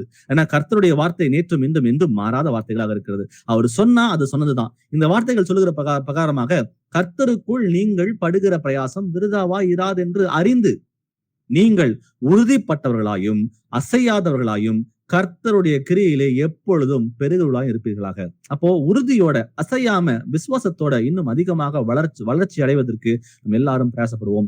தீத்து 2ஆம் அதிகாரம் வசனம் 14. டைட்டஸ் 2:14. அவர் நம்மை சகல அக்கிரமங்களினின்று மீட்டுக்கொண்டு தமக்குரிய சொந்த ஜனங்களாகவும் நற்கிரியைகளை செய்ய பக்தி வைராக்கியம் உள்ளவர்களாகவும் நம்மை சுத்திகரிக்கும்படி நமக்காக தம்மை தாமே ஒப்பு கொடுத்தார். ஆமென். நமக்காக தம்மை தாமே ஒப்பு கொடுத்தார். கர்த்தராகிய இயேசு கிறிஸ்துவனுடைய அல்டிமேட்டான இந்த சாக்ரிஃபைஸ். நீங்க வேணா போய் அவர் எப்படி மரிச்சாரு, அவர் வந்து அவர் எப்ப பிடிக்கப்பட்டதுல இருந்து அவர் கடைசி மூச்சு விடுற வரைக்கும் அவர் எவ்வளவு வேதனைப்பட்டாருன்ற அந்த காரியங்களை நீங்க வந்து படிச்சு பாருங்க. அவரு எவ்வளவு அந்த சிலுவை மரணத்தை குறிச்சு நீங்க வந்து ரிசர்ச் பண்ணி பாருங்க. அப்புறம் அது மட்டும் இல்ல, முந்தின நாள் வந்து அவர் சவுக்கால் அடிச்ச காரியங்களை அது வந்து ரிசர்ச் பண்ணி பாருங்க. It is pure agony. அவர் எவ்வளவு வேதனைப்பட்டு அவர் மரித்தார் அப்படின்றத உங்களால புரிஞ்சுக்க முடியும். அது ஒரு சாதாரணமான ஒரு மரணம் அல்ல.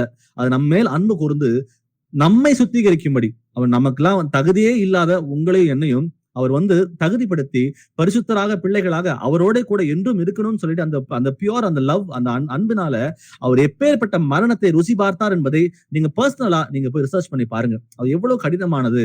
ஒரு மனுஷனுக்கு வந்து அந்த மாதிரி ஒரு மரணம் நேரிடக்கூடவே கூடாது.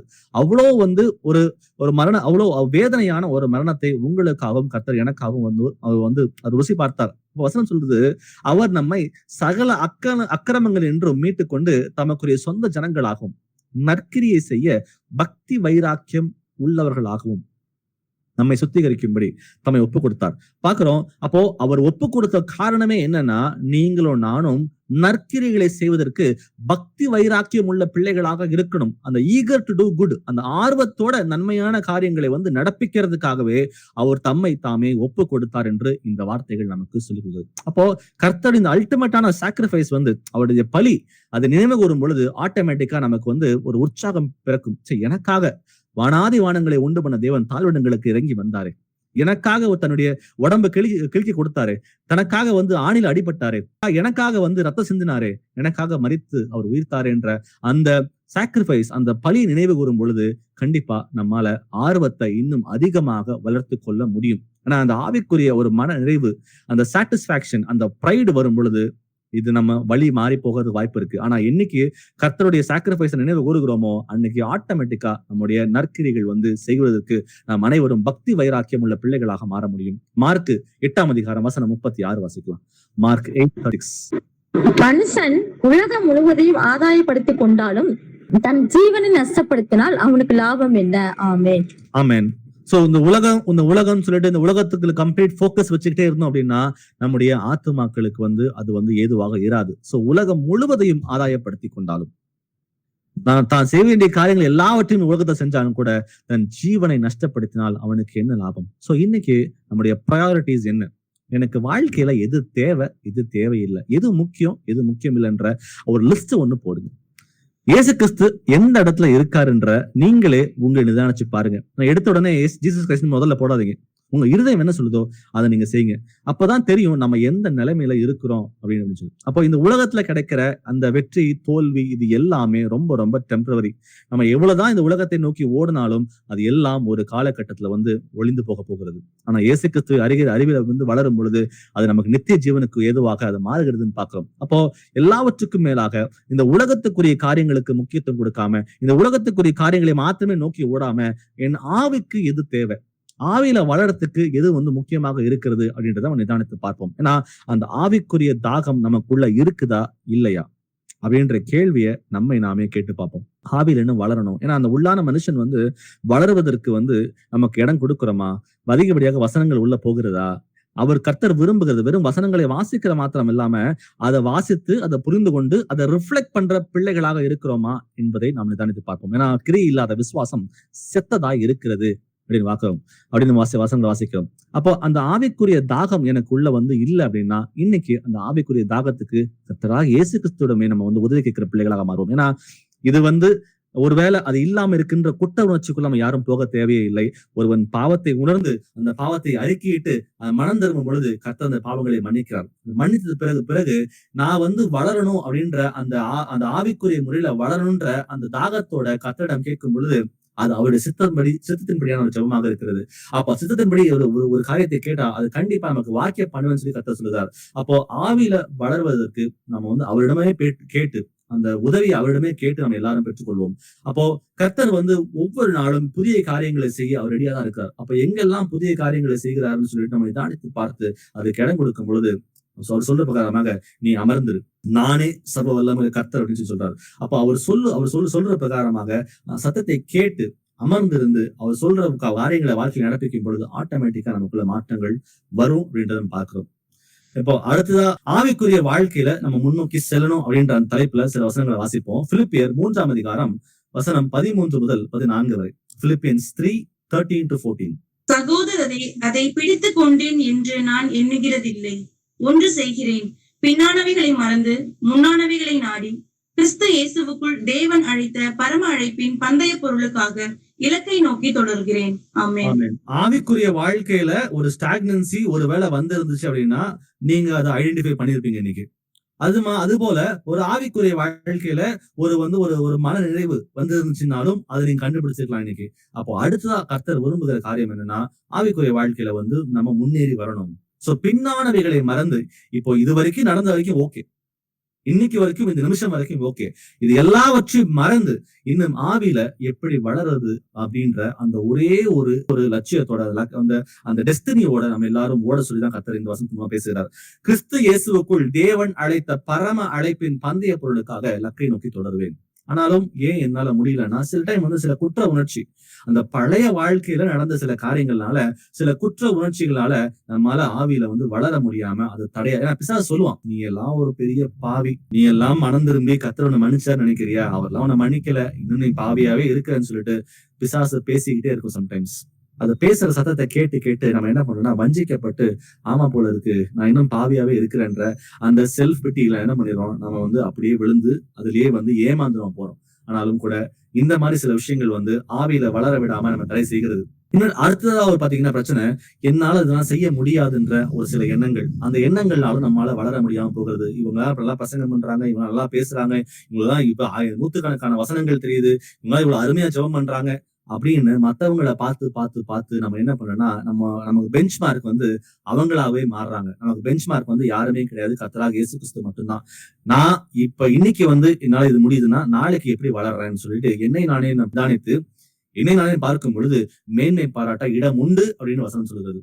அப்போ அந்த ஆவியில வளர்ந்தவங்களோட தயவு செஞ்சு உங்களை ஒப்பிடாதீங்க. உங்களை பார்த்து நீங்க சொல்லுங்க, நான் இந்த நிலைமையில இன்னைக்கு இருக்கிறேன், எனக்கு இன்னைக்கு 10 வசனம் தெரியலாம், ஆனா ஒரு 2 வாரம் கழிச்சோ ஒரு மாசம் கழிச்சோ எனக்கு அந்த 10 வசனங்கள் ஒரு 20 வசனங்களாக மாறறதுக்கு நான் என்ன எஃபர்ட் போடுறேன்னு சொல்லிட்டு தன்னை பார்க்கும் போதே மேன்மை பாராட்ட இடம் உண்டு வசனம் சொல்ற பிரகாரமாக நீங்க உங்களை பார்த்து எப்படி வளர்றீங்கன்ற அந்த ஸ்கேலை வச்சுக்கோங்க. கர்த்தர் மாத்திரம் நமக்கு பெஞ்ச்மார்க்கா இருக்காருன்னு பாக்குறோம். இப்ப பழைய பாவங்களை திரும்ப செஞ்சிருவனா அப்படின்ற சில டைம் ஒரு குற்ற உணர்ச்சியோ ஒரு பயமோ, அப்படி இல்ல சில டைம் என்னால முடியல, என்னால தாக்கு பிடிக்க முடியல, நான் பழைய சில பேர் சொன்னாங்க, என்னால முடியல பிரதர், ரொம்ப கஷ்டமா இருக்கு வசனங்களை கீழ்ப்படிறதுக்கு, நான் பழைய வாழ்க்கைக்கு போயிடுறேன்ற மாதிரி சில பேர் சொல்லி கேள்விப்பட்டிருக்கேன். எவ்வளவு தூரம் ஓடி இருப்பாங்க, ஆனா கடைசியில சத்துருவானவன் பேசுகிற அந்த காரியங்கள், உன்னால முடியாது, நீ இதெல்லாம் ரொம்ப கஷ்டம், நீ பின்னோக்கி வந்துருன்னு சொல்லிட்டு பேசுற சத்தத்தை கேட்டு பின்மாற்றம் அடைந்தவர்களும் சில பேர் இருக்கிறாங்க.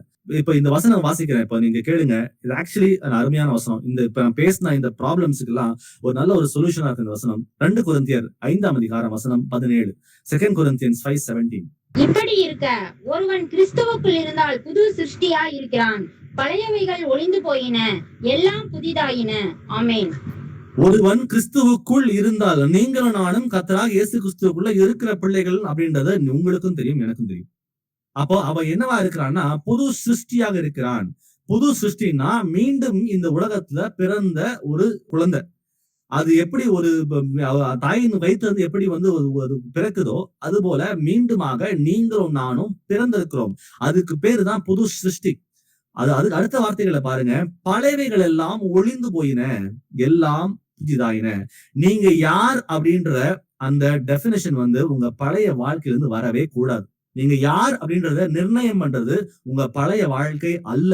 நான் திரும்பவும் சொல்றேன், நீங்க யார் என்பது, கிறிஸ்து இயேசுவுக்குள் நீங்கள் யார் என்பது உங்க பழைய வாழ்க்கை நிர்ணயம் பண்ண கூடவே கூடாது. நீங்கள் யார் என்பதை கிறிஸ்து இயேசுவுக்குள் நீங்க புது சிருஷ்டியா இருக்கீங்க. பாத்தீங்களா, அந்த பழைய பாவம், இந்த பழைய சாபங்கள், நான் செய்த அக்கிரமங்கள், நான் செய்த மீறுதல்கள், இது எல்லாவற்றையும் அந்த இயேசு கிறிஸ்துவ மேல் வைக்கிற விசுவாசத்தின் மூலமாக, அந்த ஞானஸ்தானத்தின் மூலமாக நான் என்ன பண்றேன்னா அது எல்லாவற்றையும் தொலைச்சிடறேன். தொலைச்சதுக்கு அப்புறம் மீண்டுமாக பிறந்திருக்கிறேன். மீண்டுமாக பிறந்த நான் என்னுடைய வாழ்க்கை வந்து புதுசா இருக்குது எல்லாமே. அப்போ பழையவைகள் எல்லாம் ஒளிந்து போயினா எல்லாம் ஒளிஞ்சு போச்சு. எதுவுமே பழசு கிடையவே கிடையாது. எல்லாம் புதிதாக இருக்கிறது அப்படின்ற அந்த எண்ணங்கள் எனக்கு எப்ப வருதோ, இந்த குற்ற உணர்ச்சிக்குள்ள எப்படி நான் வெளியே வரணும், ஆட்டோமேட்டிக்கா என்னால வந்து முன்னோக்கி போகிறதுக்கு ரொம்ப உதவியா இருக்கும். சில இடம் அந்த பாஸ்ட் எக்ஸ்பீரியன்சஸ், அந்த பழைய அந்த எக்ஸ்பீரியன்ஸ் இருக்கு பாத்தீங்களா, ஒரு குற்ற உணர்ச்சியை கொண்டு வந்து வளர விடாம அது தடை செய்து கொண்டே இருக்கிறது. சங்கீதம் 37 அதிகாரம் வசனம் 23, 24 வாசிக்கலாம். சாம்ஸ் 23:24. நல்ல மனுஷனுடைய நடைகள் கர்த்தரால் உறுதிப்படும். அவனுடைய வழியின் மேல் அவர் பிரியமாய் இருக்கிறார். அவன் விழுந்தாலும் தள்ளுண்டு போவதில்லை. கர்த்தர் தமது கையினால் அவனை தாங்குகிறார். ஆமென். நல்ல மனுஷன் நீங்களும் நானும் கர்த்தரால் காலங்கள் தோன்றுவதற்கு முன்பாகவே முன்குறிக்கப்பட்டு அழைக்கப்பட்ட ஜனமாக இருக்கிறோம். நல்ல மனுஷனுடைய நடைகள் கர்த்தரால் உறுதிப்படும். அவனுடைய வழியின் மேல் அவர் பிரியமாக இருக்கிறார். அடுத்தது பாருங்க, அவன் விழுந்தாலும் தள்ளுண்டு போவதில்லை. மனுஷன் வந்து பாவம் செய்கிறது அவனுடைய இயல்புதான். மனுஷனாக இருக்கிற நாம் எல்லாரும் வந்து ஏதோ ஒரு விஷயத்துல வந்து தவறு செய்கிறோம், பாவத்தை விழுகிறோம். ஆனாலும் அடுத்த வார்த்தையை வாசிச்சு பாருங்க, கர்த்தர் தமது கையினால் அவனை தாங்குகிறார். சோ அவன் விழுந்தாலும் தள்ளுண்டு போவதில்லை. கர்த்தர் தமது கையினால் அவனை தாங்குகிறார் அப்படின்னா, என் ஆடுகள் என் சத்தத்திற்கு செவி கொடுக்கிறது, அவைகள் ஒரு காலம் கெட்டு போவது இல்லை. அப்போ கர்த்தருடைய சத்தத்தை கேட்டு ஒருவேளை தப்பு செஞ்சுட்டா விழுந்துட்டா கூட பரவாயில்ல, அந்த சத்தத்தை கேட்டதுக்கு அப்புறம் மனம் திரும்புற ஆண்டவரே என்ன மன்னிங்க ஆண்டவரேன்னு சொல்லிட்டு நமக்கு அவரிடம் போய் நிற்கும் பொழுது அவர் சொல்லுகிறார், கர்த்தர் தமது கையினால் அவனை தாங்குகிறார். அவர் நம்மை பாதுகாத்து வழி நடத்துறதுக்கு அவர் எப்பயுமே அவர் ரெடியா தான் இருக்காருன்னு புரிஞ்சுக்கிறோம். ரோமர் 8 அதிகாரம் வசனம் 1 வாசிக்கலாம். ரோமன்ஸ் 8:1. ஆனபடியால் கிறிஸ்து இயேசுவுக்கு உட்பட்டவர்களாய் இருந்து மாம்சத்தின்படி நடவாமல் ஆவியின்படியே நடக்கிறவர்களுக்கு ஆக்கினை தீர்ப்பில்லை. ஆமென். ஆமென். கிறிஸ்து இயேசுக்கு உட்பட்டவர்களாய் இருந்து மாம்சத்தின்படி நடவாமல் ஆவியின்படி நடக்கிறவர்களுக்கு ஆக்கினை தீர்ப்பு இல்லை. அப்போ ஆவியின்படி நடக்கிறது அப்படின்னு நமக்கு தெரியும். அந்த ஆவியின் கனியோ அந்த 9 கனிகள் அன்பு, சந்தோஷம், சமாதானம், நீடிய பொறுமை, தயவு, நற்குணம், விசுவாசம், சாந்தம், இச்சை அடக்கம். அப்போ அதுக்கு விரோதமான பிரமாணம் ஒன்றுமே இல்லை அப்படின்னு பாக்குறோம். அப்போ அதை மாத்திரம் நடப்பிக்க ஆரம்பிச்சோம் அப்படின்னா நமக்கு ஆக்கினை தீர்ப்பு இல்லை. அப்போ ஆக்கினை தீர்ப்பு எப்ப வரும்னா, இதே 5ஆம் அதிகாரத்துல நீங்க மேல் நோக்கி படிச்சு பாத்தீங்கன்னா வசனங்கள் வந்து 17 முதல் அப்படியே எடுத்து படிச்சு பாத்தீங்கன்னா, மாம்சத்தின் கிரியைகள் வெளியரங்கமா இருக்கின்றன, உபச்சாரம், விசித்திரம், லிஸ்ட் ஒன்று இருக்கும். அப்ப அந்த லிஸ்டுக்குள்ள நம்ம ஏதாவது ஒரு கேட்டகரியில இருக்கமா இல்லையான்றதை நிதானிச்சு பாருங்க. ஆனா ஆவியின்படி நடப்பதற்கு நம்ம அழைக்கப்பட்டிருக்கிறோம். யோசுவா 1ஆம் அதிகாரம் வசனம் 9. யோசுவா 1:9. நான் உனக்கு கட்டளையிடவில்லையா? பலன் கொண்டு திடமனதாய் இரு, திகையாதே, கலங்காதே. நீ போகும் இடமெல்லாம் உன் தேவனாய கர்த்தர் உன்னோட இருக்கிறார் என்றார். ஆமென். ஒருபோதும் ஒரு குற்ற உணர்ச்சிகள்லயோ நீங்க தயவு செஞ்சு நம்ம யாரும் போக தேவையே இல்லை. பழையவைகள் எல்லாம் ஒளிந்து போயின அப்படின்னா ஒளிஞ்சு போச்சு. நான் ஒரு புது சிருஷ்டினா ஒரு புது சிருஷ்டி. நான் இயேசுக்குள்ள இருக்கும் பொழுது நான் புது சிருஷ்டியாக இருக்கிறேன், பழைய எல்லாம் ஒளிந்து போய் என்று வார்த்தைகள் சொல்லுகிறது. அப்போ சொல்ற பிரகாரமாக பலன் கொண்டு திடமனதாயிரு, திகையாதே, கலங்காதே. நீ போகும் இடமெல்லாம் உன் தேவனாய கர்த்தர் உன்னுடைய கூட இருக்கார். அவர் எப்பொழுதுமே என்னுடைய கூட இருக்கார். அவர் விரும்புகிறது இந்த உலகத்துக்கு மறைக்கப்பட்ட அந்த பரம ரகசியமாக இருக்கிறது. கிறிஸ்துவன் ஆவியானவர் நமக்குள்ளே வாசம் பண்ணுகிறது. அவர் பாவத்தை குறித்தும் நீதியை குறித்தும் நியாய தீர்ப்பை குறித்தும் கண்டித்து உணர்த்துகிற தேவனாக இருக்கு அப்படின்னு பாக்குறோம். கடைசியா யோவான்ல 21ஆம் அதிகாரம் வசனங்கள் 15 முதல் 19 வரை வாசிச்சுட்டு நிறைவு செய்துக்கலாம். ஜான் 21:15-19. அவர்கள் போஜனபானம் பண்ணிய பின்பு இயேசு சீமோன் பேதுருவை நோக்கி, யோனாவின் குமாரனாகிய சீமோனே, இவர்களில் அதிகமாய் நீ என்னிடத்தில் அன்பாய் இருக்கிறாயா என்றார். அதற்கு அவன், ஆம் ஆண்டவரே, உம்மை நேசிக்கிறேன் என்பதை நீர் அறிவீர் என்றான். அவர், என் ஆட்டுக்குட்டிகளை மேய்ப்பாயாக என்றார். 2ஆம் தரம் அவர் அவனை நோக்கி, யோனாவின் குமாரனாகிய சீமோனே, நீ என்னிடத்தில் அன்பாய் இருக்கிறாயா என்றான். அதற்கு அவன், ஆம் ஆண்டவரே, உம்மை நேசிக்கிறேன் என்பதை நீர் அறிவீர் என்றான். அவர், என் ஆடுகளை மேய்ப்பாயாக என்றார். 3ஆம் தரம் அவர் அவனை நோக்கி, யோனாவின் குமாரனாகிய சீமோனே, நீ என்னை நேசிக்கிறாயா என்றார். என்னை நேசிக்கிறாயா என்று அவர் 3 தரம் தன்னை கேட்டபடினாலே பேதுரு துக்கப்பட்டு, ஆண்டவரே, நீர் எல்லாவற்றையும் அறிந்திருக்கிறேன், நான் உம்மை நேசிக்கிறேன் என்பதை நீர் அறிவீர் என்றான். இயேசு, என் ஆடுகளை மேய்ப்பாயாக என்றார்.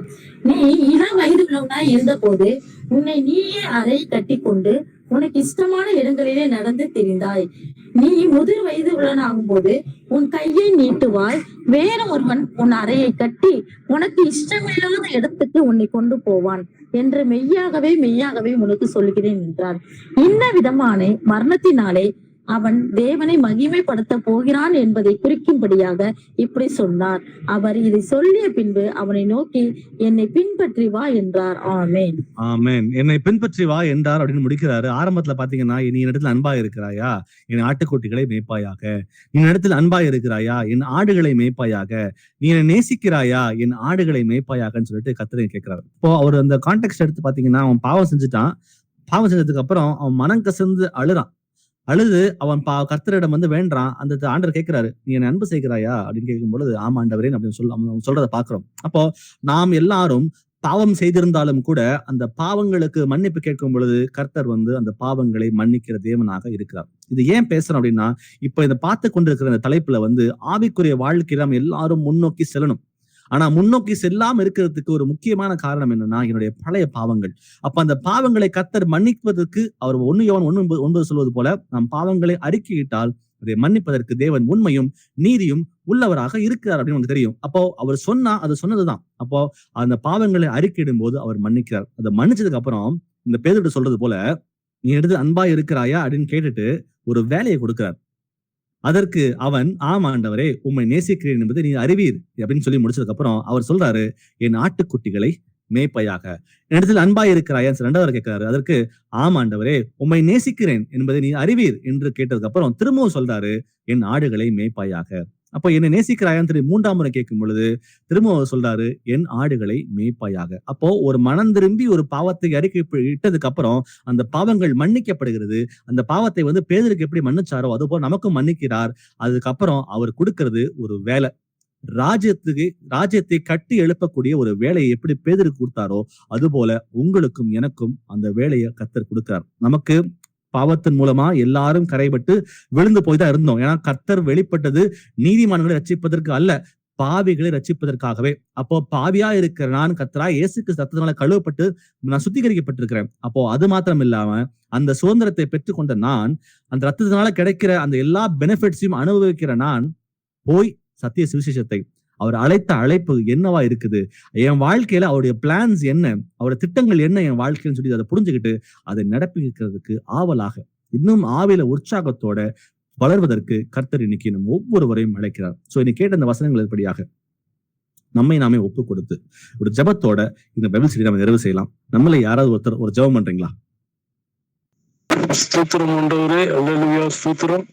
மகா இரக்கமும் கிருபையும் அன்பும் தயவும் நிறைந்த எங்கள் அன்பின் பரிசுத்த பிதாவே, நீ நேற்றும் இன்றும் என்றும் மாறாத தேவனே, நன்றியோடு ஸ்தோத்தரிக்கிறோம், துதிக்கிறோம் ஐயா, வாழ்த்துகிறோம், வணங்குறோம் ஆண்டவரே. தேவனாய கர்த்தர் அப்பா, இந்த 1 மணி நேரம் உங்களுடைய தாசன் மூலியமாக ஜீவனுள்ள வார்த்தையை எங்களோடு பேசுனீங்க அப்பா. நாங்கள் ஆவியிலே அனலா இருக்கவும் ஆண்டவரே, நாங்கள் அசதியா இராமல் ஜாக்கிரதையா இருக்கவும், தேவ வசனத்தை நாங்கள் அனுதினமும் கேட்டு அந்த வார்த்தையின் பிரகாரம் நடக்க எங்களை தகுதிப்படுத்துங்க ஆண்டவரே. என் வசனத்துக்கு நடுங்குகிறவனவே நான் நோக்கி பார்ப்பேன் நீங்கப்பா. நீங்கள் என்னிலும் என் வார்த்தை உங்களிலும் நிலைத்திருந்தால் நீங்கள் கேட்டுக்கொள்வது எதுவோ அது உங்களுக்கு செய்யப்படும் நீங்கப்பா. அந்த வார்த்தையின் பிரகாரம் நாங்கள் கேட்டால் மட்டும் போதாது, இந்த வார்த்தையை கொண்டு ஒவ்வொரு நாளும் நடக்க எங்களை தகுதிப்படுத்துங்க ஆண்டவரே. அப்பா, நாளானது சமீபத்திருக்கிறது, எவ்வளவாய் பார்க்கிறீர்களோ அவ்வளவாய் நம் இந்த வசனத்தை கேட்டு ஒவ்வொரு நாளும் நம் நடக்க, அப்பா, அதை கேட்டு ஒவ்வொரு சகோதரிகள், சிறு பிள்ளைகள், பெரியோர்கள் அனைவருமே இந்த வார்த்தையை கேட்டு ஒவ்வொருவரும் அவரோட வார்த்தைக்கு நடுங்கி அந்த வார்த்தையின் பிரகாரம் நடக்க தகுதிப்படுத்துங்க ஆண்டவரே. இதை கேட்ட ஒவ்வொரு பிள்ளைகளையும் கர்த்தர் ஆசீர்வதிங்க அப்பா. செய்தி கொடுக்கிற தாசனை இன்னும் எங்களுக்கு அதிகமான வார்த்தையை எங்களோடு பேசும்படியாக இந்த கடைசி கால செய்தியையும் எங்களுக்கு ஒவ்வொரு நாளும் பேசுகிறார்கள் ஆண்டவரே. அதையும் நாங்கள் கேட்டு அந்த வார்த்தையின் பிரகாரம் ஒவ்வொருவரும் நடக்க முடிவு பரியந்தமும் இதை கேட்கிறவனே ரட்சிக்கப்படுவானே அப்பா. அப்பா, அந்த வார்த்தையை கேட்டு நாங்கள் உங்களுடைய வருகைக்கு ஒவ்வொருவரும் இந்த கேட்கிற பிள்ளைகள் ஆயத்தமாகி உங்களுடைய வருகைக்கு வர கர்த்தர் தகுதிப்படுத்துங்க ஆண்டவரே. அப்படியே செய்யுங்கப்பா. இதை கேட்ட ஒவ்வொருவரையும் ஆசீர்வதிக்கும்படியாக இரட்சகரும் மீட்பருமாகிய இயேசு கிறிஸ்துவின் நாமத்தினாலே ஜெபிக்கிறேன். ஜெபம் கேளு எங்கள் ஜீவனுள்ள நல்ல பிதாவே. Amen. Amen. Praise the Lord.